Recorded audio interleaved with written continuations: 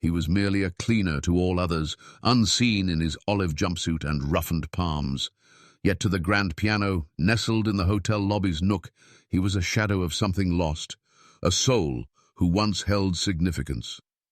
Each night after guests departed, and the chandeliers softened their glow, he would tenderly brush the dust from the ebony and ivory keys, his fingers hesitating as if recalling a time they were at home there. But no one ever inquired about his name. No one ever saw how his eyes lingered a bit longer on the Steinway. No one, that is, until she noticed. Before we proceed, if you value compassion, second chances, and the strength of hidden gifts, please like, comment, share, and subscribe to Kindness Tales Stories. Your support enables us to share more heartfelt, inspiring tales that matter. Her name was Claire Thornton, a poised, striking CEO of a luxury hotel chain, renowned as much for her grace as for her sharp wit. She moved as if she commanded the floor beneath her steps, and perhaps she did. One late night, during a routine check of the hotel, she spotted the cleaner softly singing near the piano. She arched a brow, as if intrigued. "Do you even understand what that is?" she asked, pointing at the piano. Her tone carried a hint of scorn. The cleaner, Ethan, nodded quietly without meeting her gaze.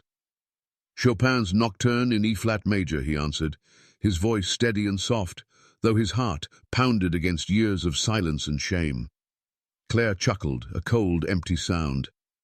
"If you can truly play Chopin," she sneered, "I'll wed you." Her words aimed to mock, a challenge not meant to be serious. But Ethan's gaze held firm. She turned and strode away before he could reply, unaware that her haughty jest had just opened a door long sealed for decades. Ethan's past was a melody of shattered hopes. Once a prodigy, a rising talent, trained at a European music academy. Life and tragedy silenced his song. A car accident stole his mother, his scholarship, and the only piano he'd ever owned. Homelessness came next. He scrubbed floors to survive, not from lack of skill, but because the world had little patience for sorrow or broken dreams. His only comfort was the fleeting moments he spent grazing, the keys, pretending he still belonged in the realm of harmony and purpose. That night, something stirred. Claire's words echoed in his mind like a taunting dare, yet beneath the mockery lay a chance, a glimmer in a wall of shadows.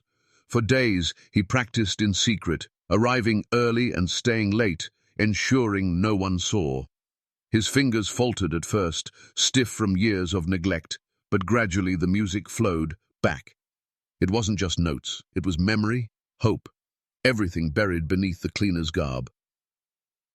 A week later, Claire returned for a grand fundraiser. The lobby brimmed with guests, in shimmering dresses and sleek suits. A jazz band was set to perform, but a last-minute cancellation left the piano, silent, waiting. Ethan saw his moment. He shed his gloves, his apron, and slowly approached the bench. The room hushed as he sat. Most guests assumed he was just adjusting the piano, perhaps polishing it. But when his fingers touched the keys and began to play, something extraordinary unfolded. The soulful, graceful notes of Chopin filled the lobby like a long-lost prayer.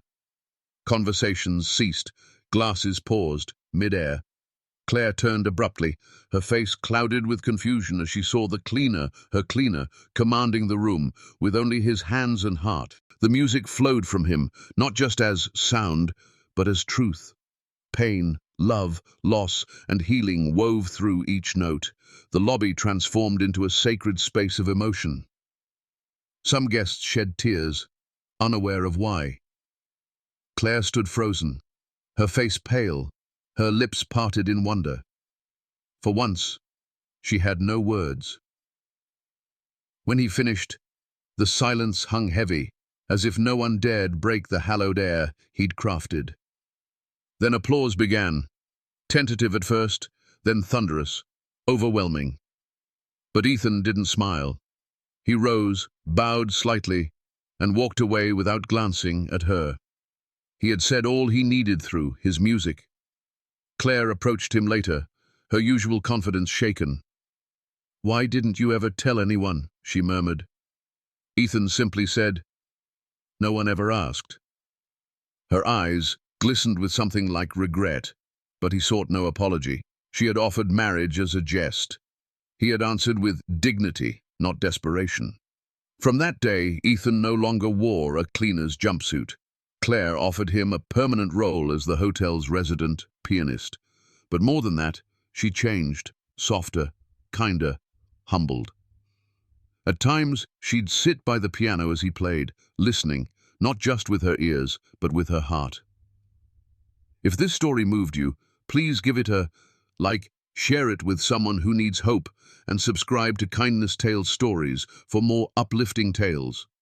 Every view, comment, and share helps us spread kindness where it's needed most. Before you go, please leave a comment. What would you have done in Ethan's place? We'd love to hear your thoughts and stories.